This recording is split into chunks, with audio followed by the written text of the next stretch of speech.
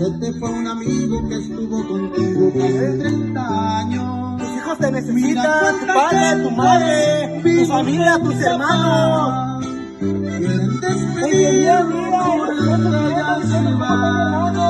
Mira, se oye una canción, no poniendo atención, otros haciendo, pasándose del cielo así normal. Ha pasado el tiempo y vieran que no se dan como el primer día.